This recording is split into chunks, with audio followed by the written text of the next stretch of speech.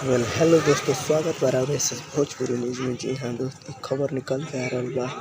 भोजपुरी के सुपरस्टार खेसारी लाल यादव के तरफ से जौना के गाना हाल ही दिन में रिलीज भइल यूट्यूब पर इतना वायरल हो गइल बा। गाना एगो रिकॉर्ड तोड़ देले बा।